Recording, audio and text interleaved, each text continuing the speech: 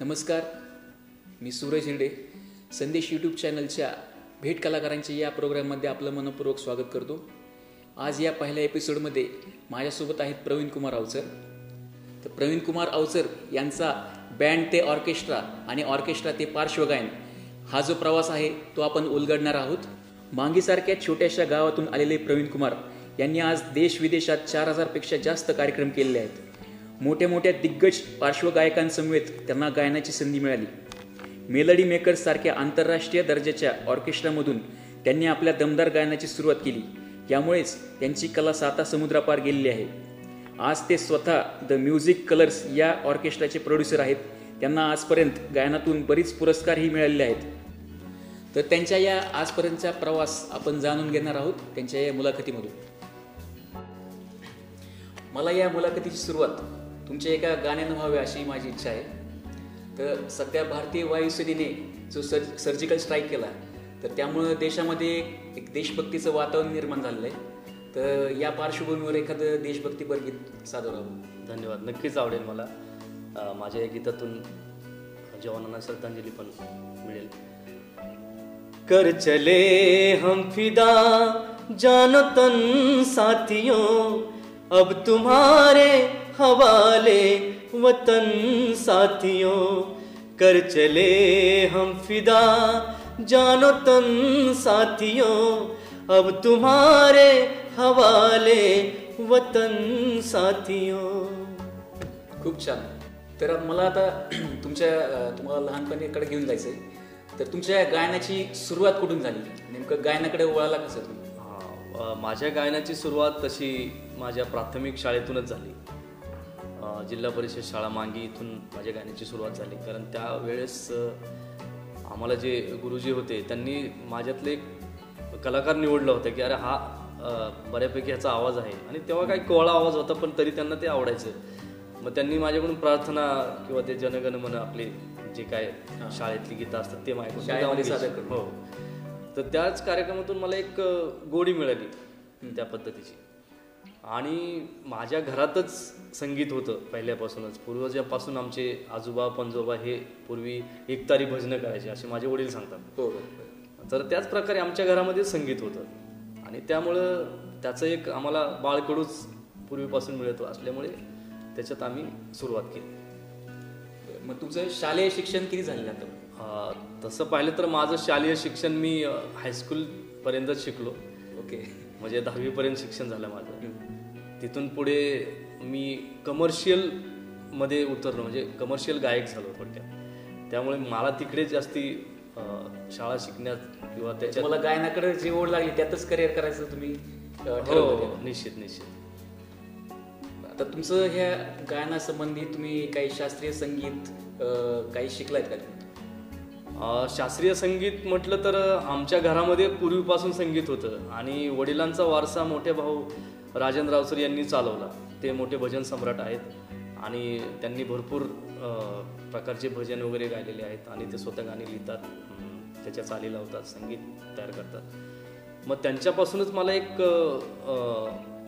प्रेरणा भेटली की काय आपण केलं पाहिजे. मग थोडं त्यांनी मला गायडन्स केला. पण पूर्ण शास्त्रीय शिकण्यापेक्षा मी थोडंसं सेमी क्लासिकल असं शिकलो, थोडं सुगम संगीत. येस, त्यांच्याकडूनच. आणि जेवढं आपल्याला गाण्यासाठी लागते तेवढा काही गायडन्स मी त्यांच्याकडून मिळवला. बेसिक गोष्टी त्या तुम्ही बेसिक आम्ही मिळवलं त्यांच्याकडून. आणि त्याच पद्धतीने माझे मधवे बंधू कैलासवासी सुहास कुमार अवचर यांच्याकडून पण काही प्रेरणा मी घेतली त्या काळी. आणि मग माझी अशी गाणी सुरुवात झाली. आता तुम्ही ॲज अ प्रोफेशनल सिंगर म्हणून कधी सुरुवात झाली तुमची? प्रोफेशनल सिंगर म्हटलं तर मी बँडपासून सुरुवात केली. तो एक माझा पाया झाला बँडपासून. आणि मग कुठं, म्हणजे पहिल्यांदा कुठं गायला तुम्ही? मी पहिल्यांदा दोस्ती बँड म्हणून होतं करमाळ्यामध्ये, खूप नावाजलेलं आहे. त्यापासून मी सुरुवात केली. आणि त्याचा प्रवास करत करत मी पुढे नगरला पोहोचलो. ओके. मग नगरला पोहोचल्यानंतर मला एक वेगळ्या दुनियेत गेलो तिकडे मी. म्हणजे तिकडे ऑर्केस्ट्रा काय असतो किंवा मोठे कलाकार कसे बनतात, तिथे एक मला फॅक्टरी टाईप सगळं मिळालं बघायला. मग तिथं मला चांगल्या प्रकारचे गुरु मिळत गेले. मग त्याच्यातून माझी बरीचशी प्रगती होत गेली गायनाबद्दल किंवा गाण्याच्या जे काय समजा गाण्याचे शब्दाचे उच्चार असतात कारण आपण मराठी माणसं आहोत आणि एका छोट्याशा गावातून गेल्यामुळं आपल्याला हिंदीचं काही जास्ती नॉलेज नव्हतं, पण तरी सुद्धा आपण तिकडे जाऊन थोडासा त्याचाही अभ्यास केला. बऱ्याचशा गाण्यामध्ये उर्दू शब्द वापरले जातात, ते हो, पण त्याचा बेसिकली हिंदी गाण्यात सगळ्या गाण्यात उर्दू शब्द असतात. आणि उर्दू शिवाय गाणं बनवू शकत नाही हिंदी गाणं तरी. मग त्या पद्धतीने मी तिकडे थोडंसं शिक्षण घेतलं, मला चांगले चांगले गुरु मिळाले आणि त्यांच्या बरोबरीनेच मी कामाला सुरुवात केली. आणि मग अहमदनगरमध्ये असताना आम्ही 2000 साली तिकडे एक ऑर्केस्ट्रा छोटासा निर्मित केला. मग त्या ऑर्केस्ट्रामधून काही गाणी मी सादर करायचो, ते लोकांना खूप आवडायची. मग लोक ॲप्रिशिएट करायची, वन्स मोर द्यायची. मग तिथून माझा कॉन्फिडन्स वाढत गेला की यार आपण चला एक चांगलं गायक होतोय आता इथे. त्यातलं एखादं गाणं ज्या गाण्याला वन्सवर मिळायचं तर ते एखादं त्यातलं सादर करू. ॲक्च्युली गाणे तर तशी भरपूर आहेत. त्या काळी जुनी पण गायचो मी, नवीन पण गायचो आणि बऱ्याच प्रकारचे होस्टाईल सॉंग्स मी गायचो त्यावेळेस. मग नवीनच एक कैलाश खेरचं अल्बमचं गाणं आलं होतं तेरे दिवाने म्हणून.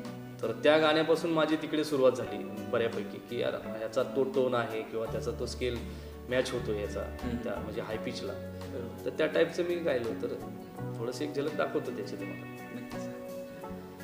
प्रीत की लत मोहे ऐसी लागी हो गई मैं मतवारी, बल बल जाऊं अपने पिया को है मैं जाऊं वारी वारी. असं एक ते गाणं होतं कैलाश खेर. खूप छान. तर तुम्ही विविध राज्यस्तरीय स्पर्धेतही भाग घेतला होता, त्यात तुम्हाला यश मिळालं. हो. तर काय त्याबद्दल काय सांगा. अहमदनगरमध्ये असताना राज्यस्तरीय स्पर्धेत मला उतरण्याचा योग आला आणि त्या संधीचं मी सोनच केलं. कारण माझ्याकडे वेगळेपणा होता आणि घरातूनच बाळकडू असल्यामुळे एक संगीताबद्दल थोडंसं नॉलेज पण होतं. तर त्या पद्धतीने मी त्यावेळेसचे टॉपचे जे सिंगर्स होते, समजा सुखविंदर सिंग जे पूर्वी हाय पिचला गायचे खूप त्या टाईपचं, तर त्या टाईपची गाणी मी निवडायचो. म्हणजे मला माहित होतं की स्पर्धेमध्ये आपल्याला जर टिकायचं असेल तर आपल्याला काय द्यायचं लोकांना. तर त्या पद्धतीने मी त्या 2001 साली राज्यस्तरीय स्पर्धेमध्ये भाग घेतला आणि तिथे मला प्रथम पारितोषिक मिळालं.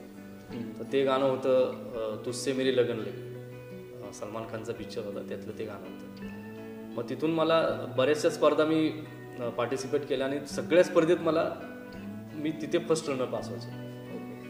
नगर ते पुणे कसा प्रवास झाला आणि काय कारण होतं तुम्हाला पुण्यामध्ये जाण्याचं, किंवा पुण्यामध्ये तुम्हाला त्याच्या मेलडी मेकर्समध्ये तुम्हाला काम करायला संधी मिळाली, तर त्याबद्दल काय सांगाल.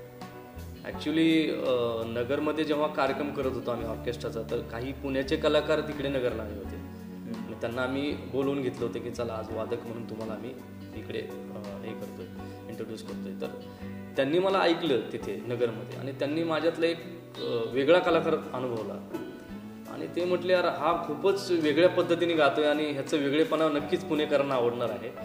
तर त्या पद्धतीने त्यांनी मला पुण्यात येण्याचं आमंत्रण दिलं. आणि त्यावेळेचे मला चांगलं आठवतं एक सोमनाथ फाटके नावाचे रिदमिस्ट होते पुण्यातले, खूप नामांकित आहेत ते. त्यांनी मला ऑफर केली यार प्रवीण तू पुण्यात चल, तुझं पुण्यात नक्कीच सोनं होईल. पण मला नगरमध्ये इतकं माझा लढा लागला होता, इतके लोक मला लाईक करत होते, इतके लोकांचा मला म्हणजे सपोर्ट होता, तर मला काय नगर सोडायची इच्छा नव्हती कारण बऱ्यापैकी चाललं होतं तिथे. किती वर्ष तुम्ही नगरमध्ये, किती वर्ष. नगरमध्ये मी तसं पाहिलं तर 5 ते 6 वर्ष होतं. आणि तिथल्याच जे मला गुरु होते संजय आठवले आणि जोसेफ वाघमारे, हे दोघांनी मला खूप नॉलेज दिलं. मग त्यापैकी संजय आठवले हे पूर्वी मेलडी मेकर्सला गिटार प्लेअर म्हणून त्यांच्याकडे काम करायचे. मग त्यांनी मला म्हटले यार प्रवीण खरंच सोमनाथ बोलतोय ते बरोबर आहे, तू चल नगरला, आपण पुण्याला चल, आपण करूयात काहीतरी. मग आम्ही त्यावेळेस ऑर्केस्ट्रा खूप नावाजलेला मेलडी मेकर्स, ज्यामध्ये किशोरदांनी गायलेले आहेत, म्हणजे बरेच मोठे मोठे जेवढे काही प्लेबॅक सिंगर गेले पूर्वी त्याच्यातूनच गाऊन गेलेले आहेत. तर अशा एका आंतरराष्ट्रीय ऑर्केस्ट्रामध्ये मला संधी मिळणार म्हणजे मला ही खूप उत्सुकता होती. मग मी गेलो आणि त्या कार्यक्रमाचे निर्माते आहेत अशोक कुमार सराफ, त्यांना मी भेटलो ऑफिसला जाऊन आणि संजय आठवले माझ्याबरोबर होतेच. त्यांनी इंट्रोड्यूस केले की हा प्रवीण आहे आणि आत्ताच्या फळीतली जी काय नवीन गायकाचे गाणे आहेत तो उत्कृष्ट गातो.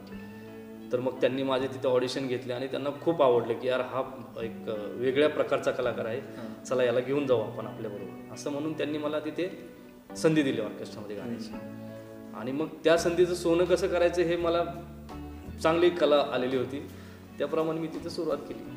आणि तिथेही मला ज्या ज्या मी कार्यक्रमात ज्या ज्या प्रयोगामध्ये माझं गायन व्हायचं तिथे मला पुणेकरांचा खूप रिस्पॉन्स मिळायचा. बालगंधर्वसारख्या ठिकाणी मला 2-2 वेळा वंशमोर मिळायचं गाण्याला. तर ते एक मला खूप समाधान वाटायचे. नक्कीच. आतापर्यंतच्या प्रवासामध्ये तुम्हाला मार्गदर्शक गुरु म्हणून कोणाचं नाव घ्याल तुम्ही? मार्गदर्शक आणि गुरु हे माझे आई आणि वडील प्रथम, त्यानंतर दुनिया. कारण त्यांनी जन्म दिला, तेच मोठे गुरु असतात. त्यांच्यापेक्षा मोठे गुरु कोणीच असू शकत नाहीत. पण आपण शिकत असताना जे आपल्याला शाळेत शिकवतात ते पण गुरुच असतात. आणि ज्यावेळेस आपण काही काम करायला जातो ते काम सांगतात ते पण काही गुरुच असतात. पण चांगल्या गुरूंचं मला नक्कीच मार्गदर्शन मिळत राहिले आणि त्यामुळेच माझा हा जो प्रवास आहे तो सुखकर झाला आणि सुखकर चाललेला आहे. खूपच छान उत्तर दिलं तुम्ही. परिवाराबद्दल काय सांगाल? तुमच्या परिवारामध्ये किती लोक आहेत, तुम्हाला कसं सपोर्ट करतात आणि तुम्ही त्यांच्यासाठी कसा वेळ देतात? परिवाराबद्दल सांगायचं म्हटलं तर परिवारामध्ये माझा खूप मोठा परिवार आहे. माझ्या 6 बहिणी आहेत, 6 मेवणे आणि आम्ही 3 भाऊ. त्यापैकी मोठा भावाचा तर मगाशी उल्लेख केलाच मी. माझा जो आता या दुनियेत नाही, कैलास सुहासकुमार अवचल, त्यांचा पण मी उल्लेख केलाच आहे. त्याचबरोबर माझ्या परिवारातल्या माझ्या बहिणी, माझे मेहुणे, एक नाव सांगायला गेलं तर पोत्र्याला केंद्र प्रमुख होते CD शिंदे, त्यांचंही मार्गदर्शन मला वेळोवेळी मिळत गेलं. आणि सगळ्याच मेहुणांचं आणि बहिणींचं पण सतत मार्गदर्शन असतंच. परिवाराला कसा वेळ देता तुम्ही? परिवाराला वेळ देताना मला जबाबदाऱ्या खूप असल्यामुळे तिकडे कार्यक्रम करायचा आणि लगेच पुण्यावरून परत गावी निघायचं, हा एक माझा प्रवास असतो.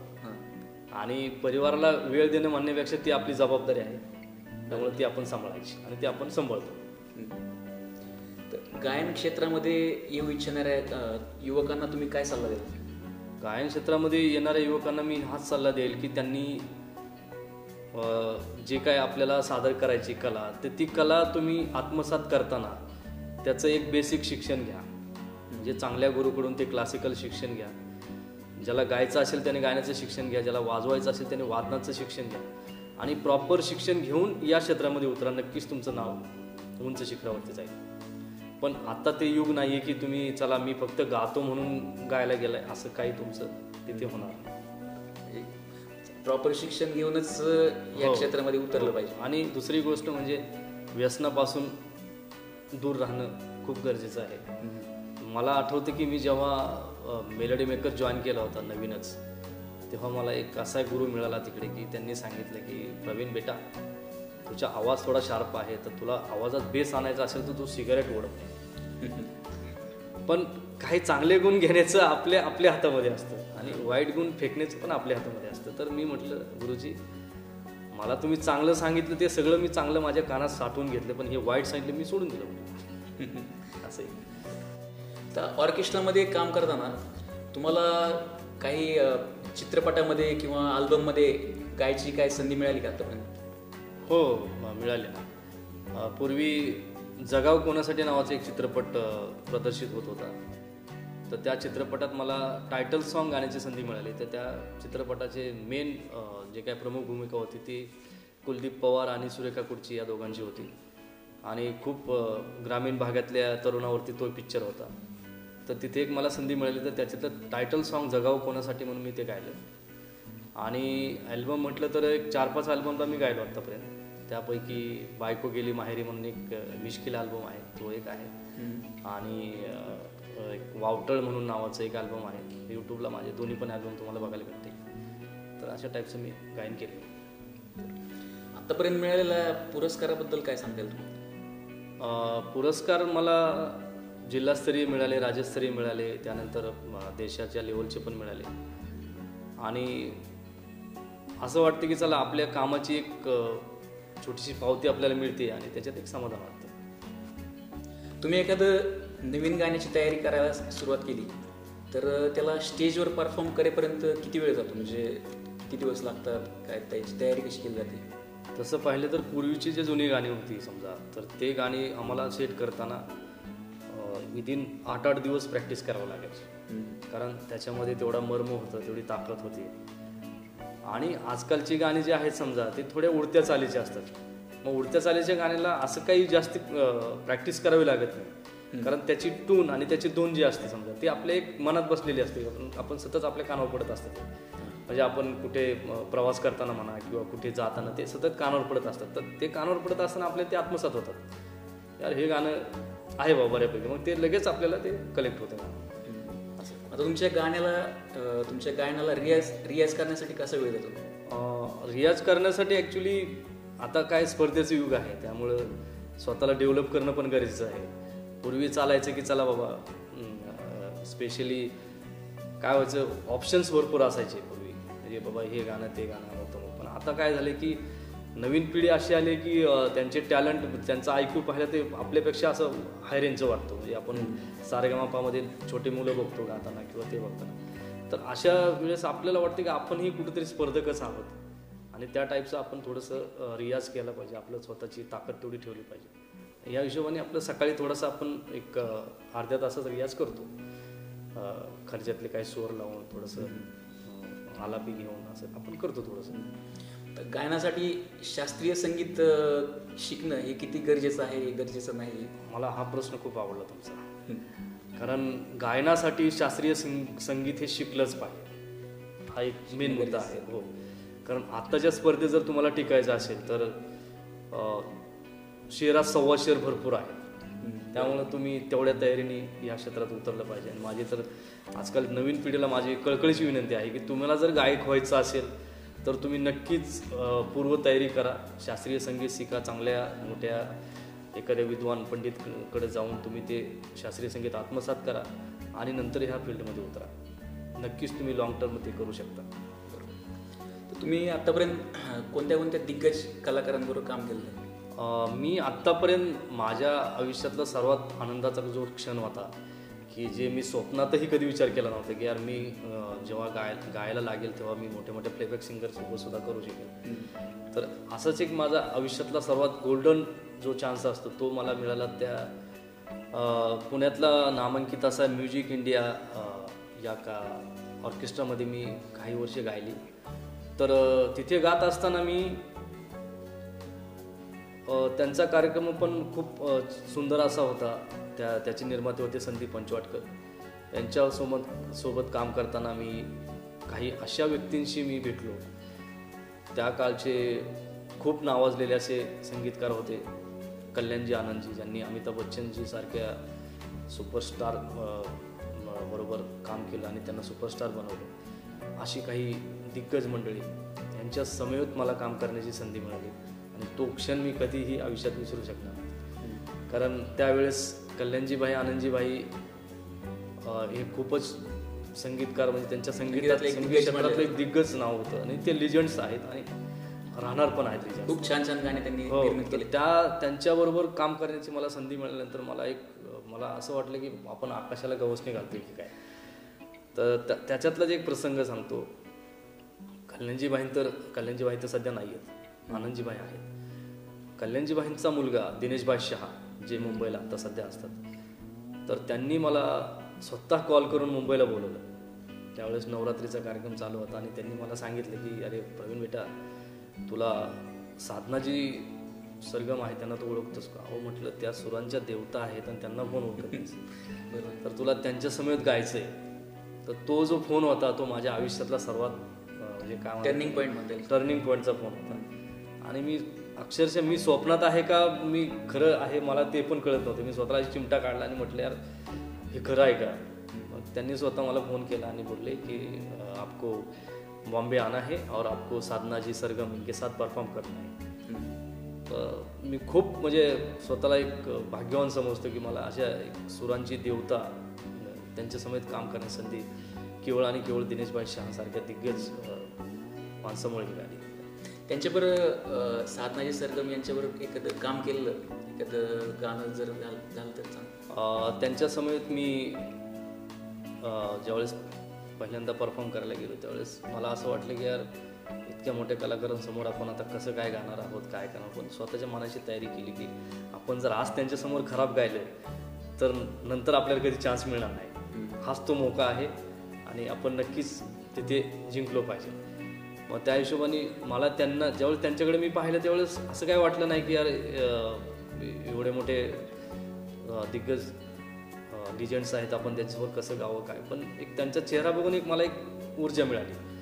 मग त्यांनी म्हटले की अरे बाळा असं काही नाही, तू मला काही लाज वगैरे नको किंवा मला काही जास्त तू हे करू नको, तू बिंदास तुझं तू गा. मग त्यावेळेस मी त्यांच्यासमोर एक डुएट गायलं.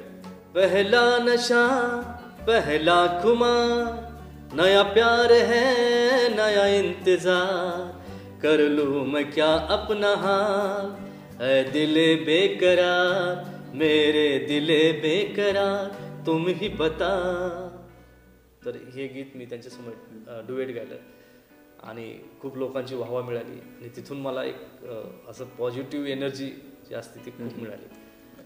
त्यानंतर तुम्ही सोनू निगम, कुमार सानू, शान यासारख्या गायकांबरोबरही काम केलेलं. हो. तर काय कसा अनुभव सांगता येईल? त्यांच्यासमोरही काम करण्याची संधी मला कलकत्त्याला मिळाली. कलकत्त्याला सोनू निगम त्यांचा कार्यक्रम होता आणि त्यांच्या कार्यक्रमानंतर आमचा कार्यक्रम होता तिकडे. तर त्याच प्रसंगामधून आम्हाला त्यांच्यासमोर गाण्याची पण संधी मिळाली तिथे. आणि बाकी नेचरवाईज जर विचार केला तर सोनू निगम असतील, शान असतील, या सगळ्याच कलाकारांनी खूप स्ट्रगल केलेलं आहे. त्यामुळे ते अजूनही डाऊन टू अर्थ आहेत आणि मला त्यांचा खूप चांगला अनुभव. तुम्ही स्वतःचा एक द म्युझिक कलर्स नावाचा प्रोग्राम सुरू केला. तर हे सुरू करण्यामागचं काय प्रयोजन काय होतं? ॲक्च्युली मी जेव्हा दुसऱ्या ग्रुपमध्ये काम करत होतो तर त्यावेळेस मला काही लिमिटेशन्स होते. म्हणजे आता मेलडी मेकर्समध्ये गाताना पण मला काय व्हायचं की 2-3 नवीन गाणी आणि बाकीची मग 1-2 जुनी गाणी, असं काही थोडंसं लिमिटेशन्स असायचे. तर मला काही तिकडे माझे ज्यावेळेस पुण्यामध्ये माझे फॅन्स मला भेटायला लागले, म्हणजे माझे चाहते म्हणा किंवा श्रोते म्हणा, तर त्यांनी मला सांगायला लागले यार प्रवीण तू थोडा देख ले खुद का भी कुछ कर. तर त्यापैकीच पुण्याचे त्यावेळेसचे महापौर होते आबा बापूर यांनी मला मायातला एक कलाकार ओळखलाच होता त्यांनी. मग त्यांनी मला त्यांचा नवरात्र महोत्सव असतो पुण्यामध्ये खूप मोठा गणेश कला क्रीडाला, तर तिथे मला सांगितलं की प्रवीण मी तुझा कार्यक्रम टाकतोय आणि तुला स्वतःचाच कार्यक्रमाचा मी कार्यक्रम करण्याची संधी देतो स्वतःचा. तर त्यांनीच मला नाव सुचवलं कार्यक्रमाचं की तू ह्या कार्यक्रमाचं असं असं हे कर. आणि त्यावेळेस त्यांनी मला एक ऑर्गनायझर बनण्यास भाग पाडलं आणि तो क्षणही खूप माझा जीवनातला महत्त्वाचा होता. त्यावेळेस मला त्यांनी प्रोड्युसर बनवलं आणि म्हटले चल तुझाच कार्यक्रम. आणि स्वतःहून त्यांनी पूर्ण पुण्यामध्ये माझी कॅनव्हसिंग केली होती, ॲडव्हर्टाईज केली होती पूर्ण पुण्यामध्ये, बॅनर्स लावले होते की बाबा हा प्रवीण कुमार आणि ह्याचा हा ऑर्केस्ट्रा. आणि तो कार्यक्रम पण खूप अप्रतिम झाला गणेश कला क्रीडाला. सगळ्यांनी ॲप्रिशिएट केला, लोकांना आवडला. तिथून माझ्या ओळखी पण वाढत गेल्या आणि असा एक माझ्या ऑर्केस्ट्राचा प्रवास सुरू होता. तर कोणते कोणते कार्यक्रम तुम्ही सादर करता या म्युझिक कलर्समध्ये? माझ्या म्युझिक कलर्स ह्या कार्यक्रमाच्या अंतर्गत मी 20 प्रकारचे कार्यक्रम करतो, ज्यामध्ये कव्वाली आणि सुफी आता नवीन ट्रेंड आलेला आहे ते करतो. त्यानंतर एक गेम शो आहे तंबोला तो करतो, अंताक्षरी करतो. बाकी मोठे मोठे सेलिब्रिटी असतात मुंबई पुण्याचे, त्यांना आमंत्रित करून तशा टाईपचे कॉर्पोरेट शो पण करतो आम्ही. असे बरेच प्रकारचे माझे कन्सेप्ट आहेत. तर या कार्यक्रमाचा शेवट मला एखाद्या तुमच्या भक्तिगीतापासून व्हावा असं मला वाटतं. तर एखादं भक्तिगीत चालेल? मला खूप छान वाटलं सूरज, भक्तिगीताचं मला तू फरमाईश केली शेवटी.